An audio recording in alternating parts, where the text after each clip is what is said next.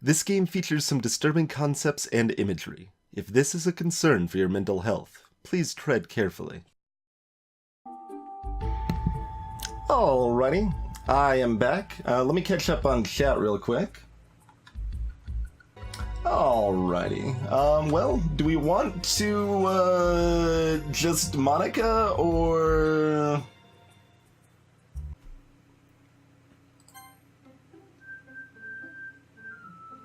See, that's what I was of just Monica.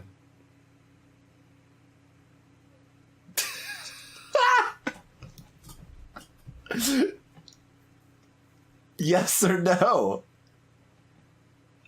Yes or no?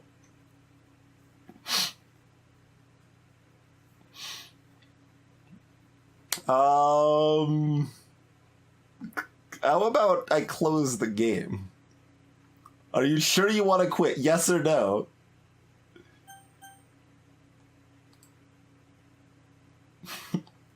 That actually threw me off a little bit because that was also a yes or no question.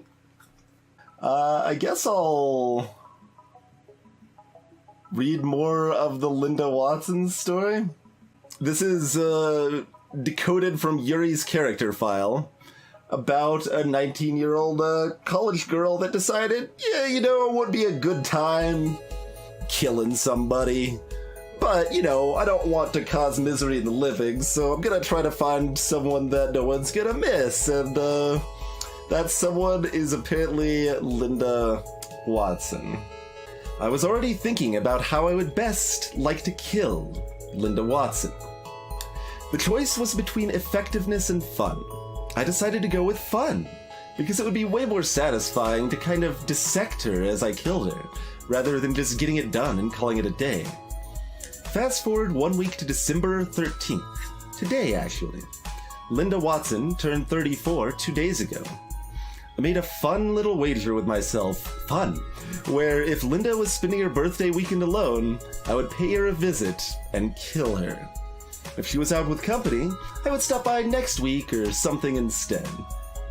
So this morning, I drove over to Lowe's and bought an axe. Again, I expect you're laughing, but that's also kind of the point. An axe is so kind of cliche and movies thing that I actually thought it would be the most fun. Swinging at someone and everything, it's a really entertaining image. They actually had a bunch of different axes, so I picked one that had a good weight, but was still light enough for me to swing quickly.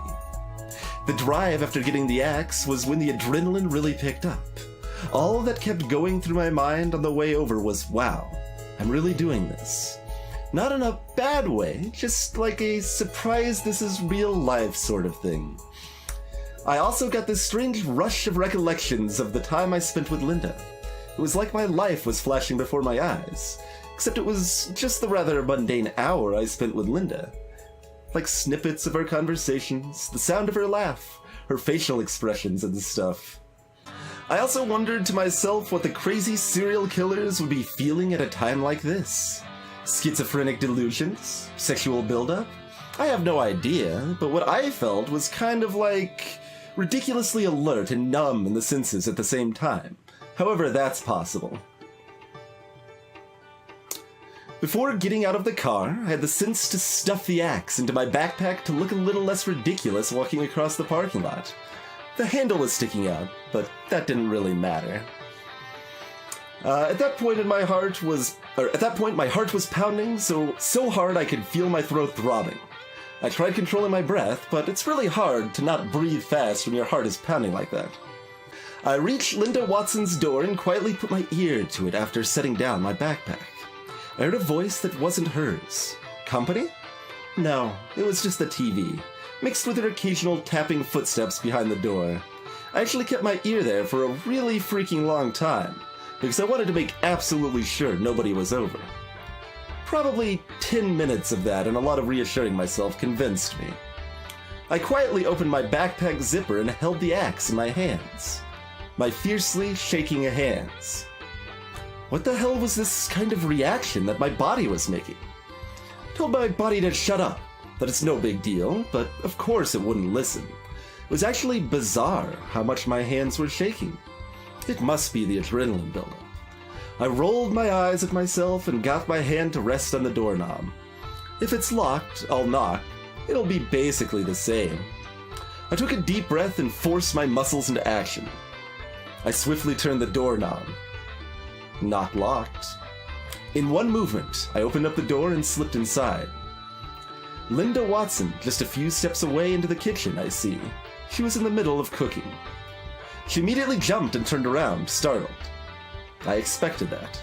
Quickly, I let go of the doorknob and adjusted the axe into both hands. In the following split second, I realized she would probably start to make a lot of noise. Looking back, I'm an idiot for not considering that. Just as Linda's mouth opened to speak, maybe even started speaking, I forcefully swung my axe into the side of her head. Oh, you think this might be The Portrait of Markov, the book that Yuri was reading? It doesn't really fit with her description of it, though, but that is a good theory. But my axe was facing backwards. I hit her with the blunt end of the blade. I actually did this on purpose, because in that split second I somehow decided that it would be the way to keep her noise to a minimum. It actually worked.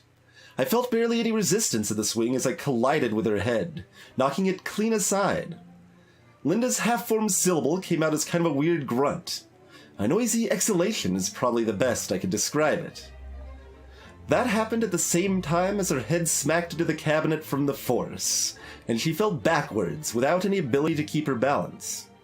I didn't hesitate at all to keep swinging at her while she was half lying down on the ground, this time my axe facing the right way.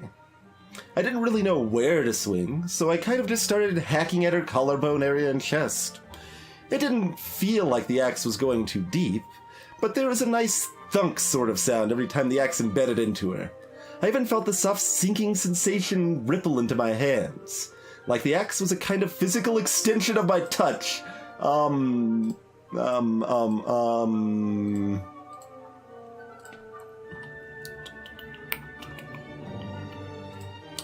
Yeah, I can feel the tenderness of her skin through the knife, as if it were an extension of my sense of touch. On a whim, I swung once at her throat, but most of the swing actually missed and I hit the floor by accident, causing a loud, dull whack to resonate through the apartment. I didn't have time to think about it. I swung again with better aim and got a more centered hit, feeling the bone or cartilage or whatever is in there, so I must have split it open. Right after that, I decided to swing at her face, and I got this diagonal cut along her nose and mouth, which felt pretty good, so I did it once more. I finally briefly stopped to survey the damage. Linda was bleeding ridiculously. The blood was kind of coming out in waves, in sync with the beating of her heart, probably.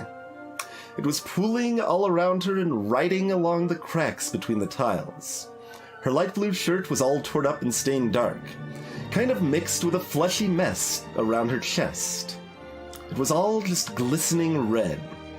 Her face wasn't much better, covered in dripping red at this point, and her lip was kind of hanging off, revealing red-stained teeth in a really weird way, like a zombie or something.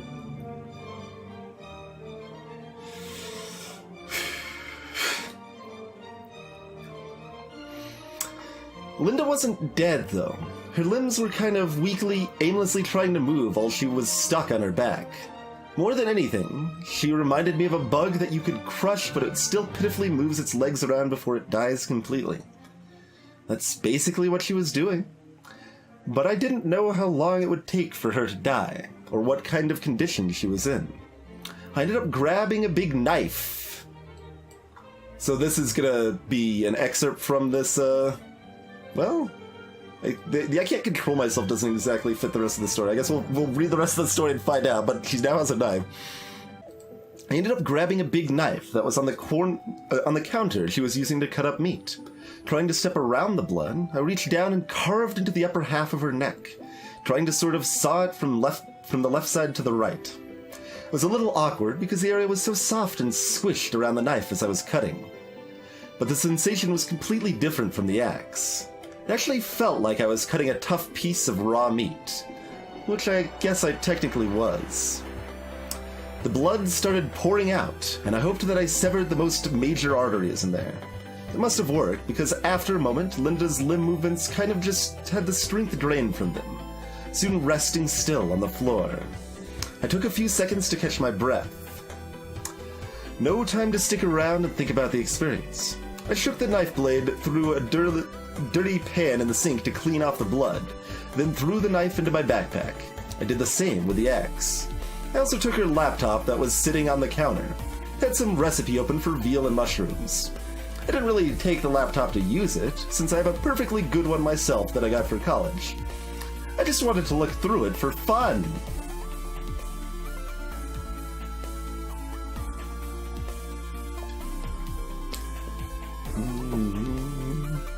Yeah, it's very academic description, and she said to take notes at the beginning. It is uncomfortable. I finally went outside and closed the door behind me. I got some blood on my sweater and jeans. But funnily enough, I actually anticipated that, so I wore dark colors. The drive back to my dorm was just a constant replaying of the experience in my head. I guess that's still kind of happening even now, actually. But it felt pretty nice. Linda Watson is dead. I kind of let the weight of that sink in. The sensation of having completely removed a human life from existence. It's crazy. I don't know how else to describe it. Anyway, I threw the axe and knife into a dumpster on campus, which I think is picked up every Monday, so they'll be gone by then. My roommate goes home on the weekends, so I have the dorm to myself today. It gave me the chance to go through Linda's website history. I was right in thinking that's where her deepest secrets would lie. The story is a bit much, Bradpool. I mean, to be fair, the game is a bit much. So it's not really particularly out of place, but there was actually a lot of dirty stuff, like the names of websites for porn videos and stories and things like that. Same with their searches. A lot of the websites were boring, like cooking websites and recipes, and game websites like Bejeweled and stuff. I eventually got to the 1 week section of her history, and it gave me a chill. There was a whole bunch of searches like methods of suicide, how to tie a noose, dangerous... hold on. Just pausing for a second because of, this.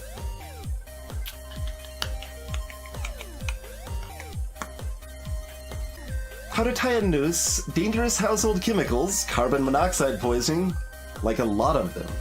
She was probably ready to write a book on suicide after all the research she did. So I guess Linda was contemplating suicide. Wondered if it was influenced by her depression. The irony is actually striking. Maybe Linda was going to die anyway. Or maybe she couldn't find the courage to do it. If that was the case, I almost literally gave her a birthday present by killing her.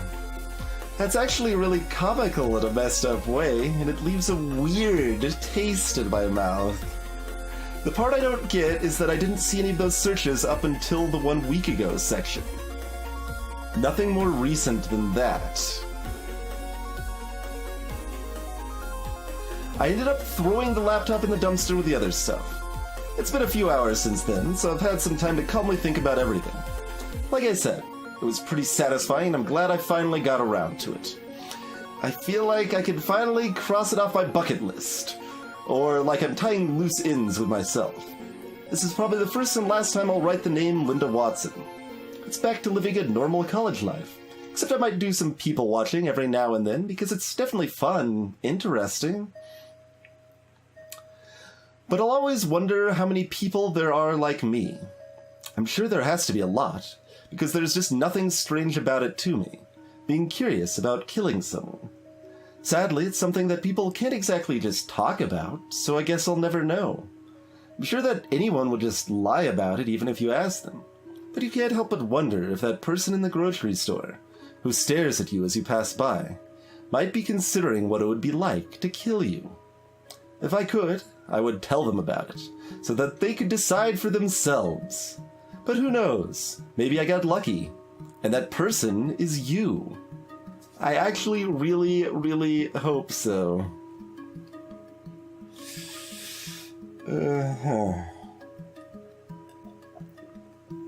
I mean, it's very possible that that story is not from the game, Kim. I could see that being the case. But, I mean, we've still got the extension of my sense of touch. That is such a specific phrasing, right? And they're both base 64.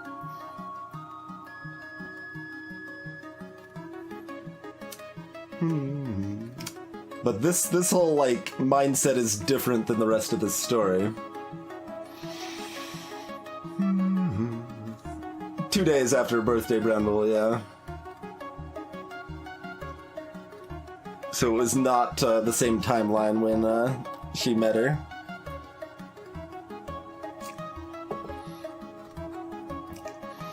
Alright,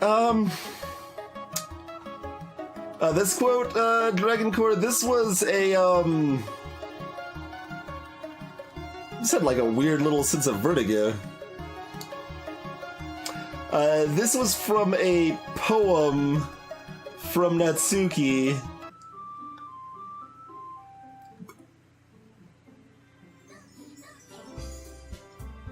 This game is not suitable for children or those who are easily dismembered, is what it said.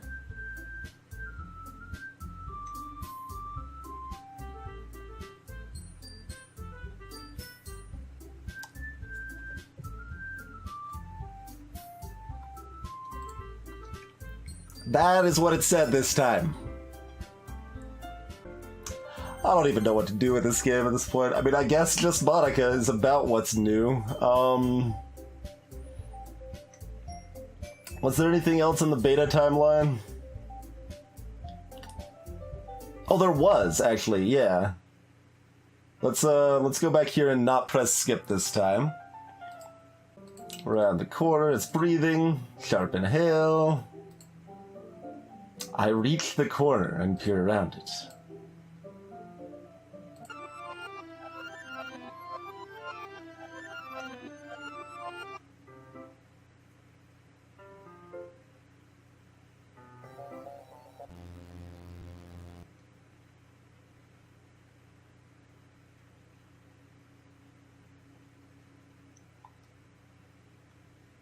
Hi.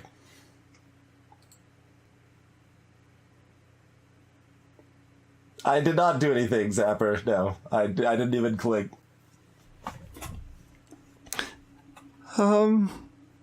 Wait. How did I... Sorry, I just had a really weird deja vu. Yeah. On this timeline, we've already seen this in day 2, and this is day 3. It's easy to get that mixed up since we're hopping timelines here, but... This hasn't happened before or anything, right? My head has been a little fuzzy lately. I hope it hasn't really been showing or anything. I would hate for you to think I'm weird just after we started spending time together. I mean...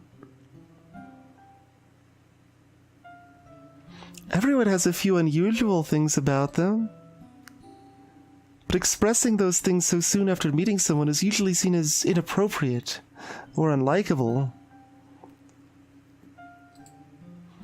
At least, that's what I've discovered. When I was a bit younger, I think I would come on really strongly and get a little too intense. It made people not want to be around me. So, I started hating those things about myself. My obsession with certain hobbies. And the way I can't control myself when I get too excited about something. So, I eventually stopped trying to talk to people. If nobody could ever like me for the things that matter most to me, then it's just easier if I close myself off. But recently, something's been wrong. I don't know what it is. But every time we come to the club, my heart starts to go crazy. Like it's going to rip out of my chest. It overwhelms me with energy and emotions that I can't let out. It's been making me do weird things.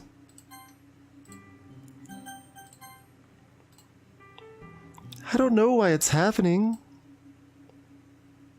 I'm nervous. Twinge, Is it just me, or has Monica been acting a little off lately? We haven't, it's been a little while since we've done a full old backup. This is, loop 2, end of day 3.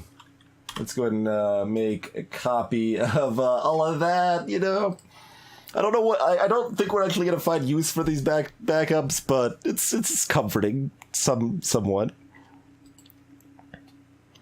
She's always been a sweetheart ever since I joined the club. But recently, I've been feeling something sharp whenever she's around. So, implication is that Monica's also changed in some fashion. Oh, well, she said so herself. She had a sort of epiphany recently. Everything is terrible. I don't know. There's your one-sentence summary. Everything is terrible.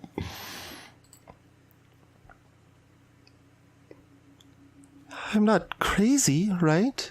She's got the crazy eyes again, though. Please tell me I'm not.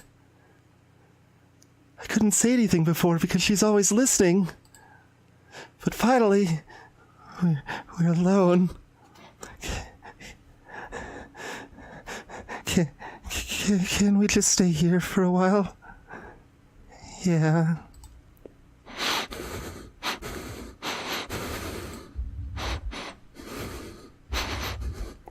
I just want to stay here. Just the two of us.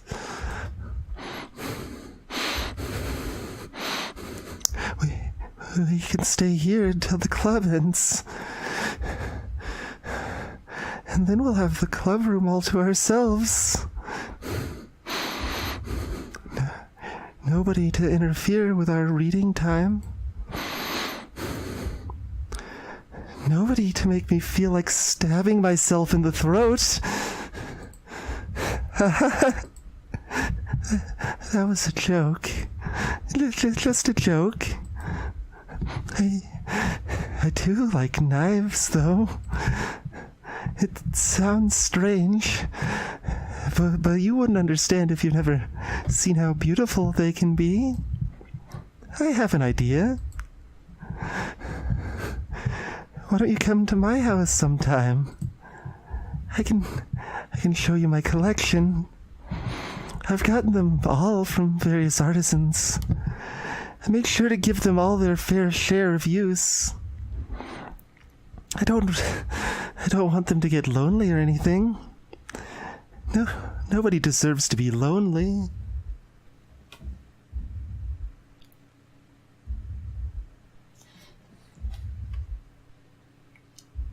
Hi.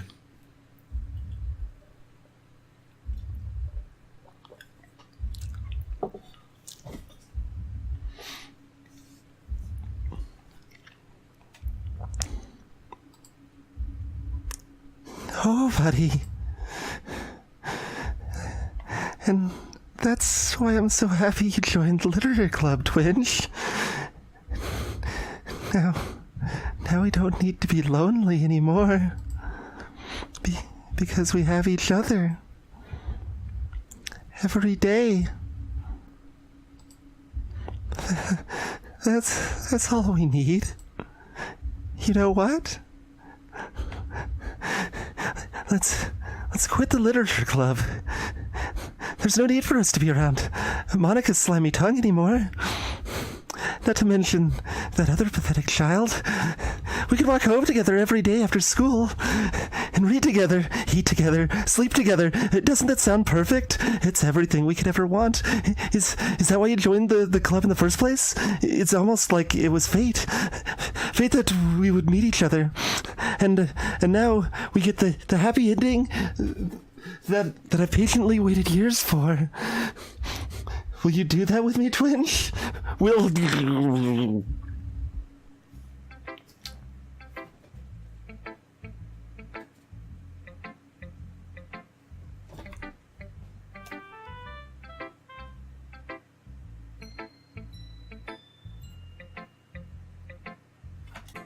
I'll be honest, I'm kind of glad that didn't go on longer, because that was a very breathy voice and I was getting very lightheaded.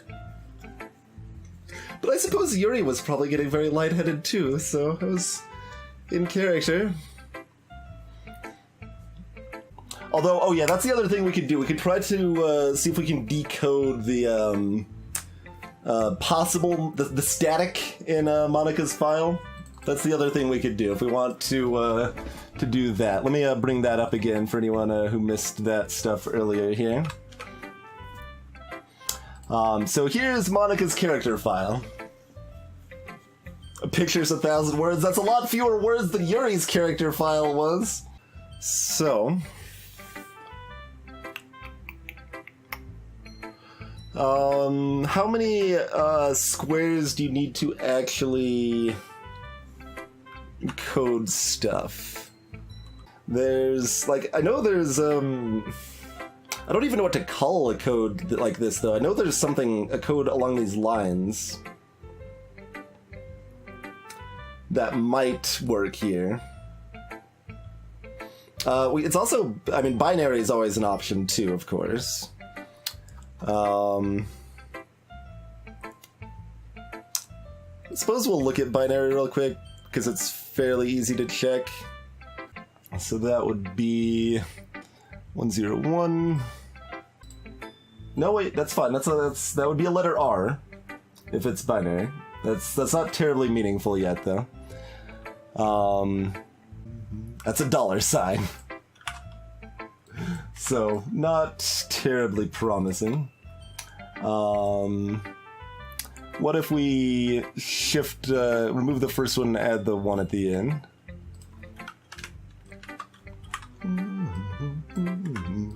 That would be RI. But this has got 00 to start. So, yeah, that doesn't pan out. Okay.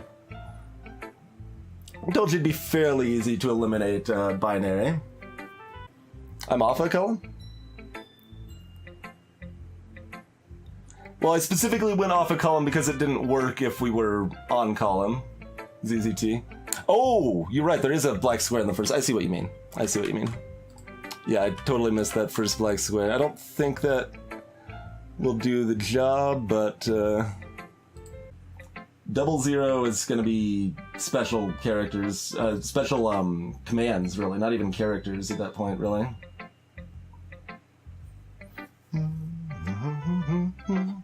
So, yeah. Good catch, but I still think it is not meaningful. It is not necessarily ASCII. It's not necessarily binary either, though. I don't know what to call this type of code, because there is like a type of code that is basically using like a grid, and like in my head it's like a 2x4 box, and by having those on and off you have enough digits to define all the characters, and you use that to encode a message, you know?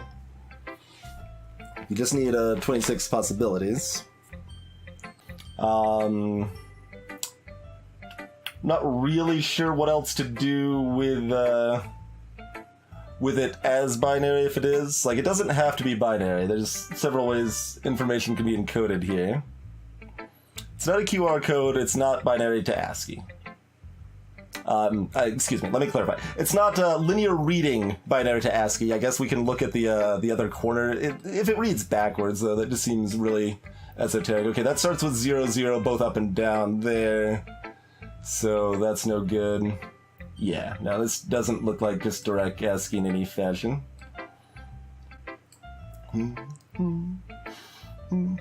Binary to base 64 to ASCII. It seems too deliberate for there to not be anything there, so that's not, like, way out of there, but, sure,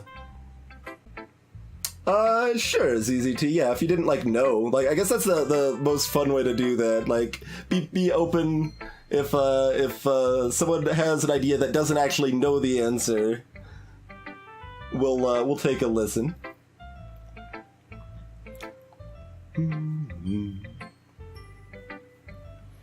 Oh, that's true. We could just, maybe there's 7-digit binary and you just append... No, that wouldn't work either. And I assume there's not really much else to be done I mean, we've already effectively decoded this image. We don't know if it has any further use, but, Oh, okay, so you are doing the ASCII into base 64. That, I mean, that makes sense. Go with the encoding pattern they've already established in one of the other character files, no less. And an in-game poem. Yeah. Doing this by hand sounds like some hot garbage. There's like just that little bit of satisfaction, like, hey, we got it, we did it, but yeah, like, I guess I had no hope. I mean, I didn't like dismiss it, I just didn't want to go through the effort to try it. That's where I was at on that. Like, it's still a balance, right? We are still streaming. I theoretically need to be some level of like entertaining and stuff, right? I mean, can space Y is like super promising. Did you go ahead and do the next letter? And it's a O. Here's what I'm gonna do. I'm not going to look at the channel, but I will copy paste this into the spoilers channel if anyone is interested in looking at that further. Okay. There are angelic wings, but I mean, can space Y is... Yeah, look at that. Can U H. Okay. So that's, we like, it would not spell out can you. Like, that would not be a coincidence. I mean, it's possible there's multiple decodes for this if it's super fancy. That would be exciting, but, anyway, are we, who are we gonna show our poem to first, you guys? I guess we just saved that, yeah. Okay.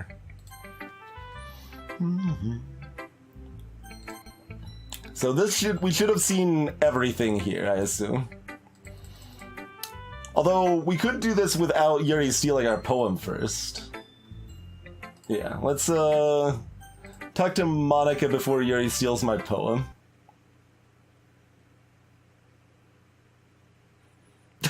Okay, this is especially, like, awkward, because I just want to show you what my screen looks like right now. We've got this, like, face staring at me from the side.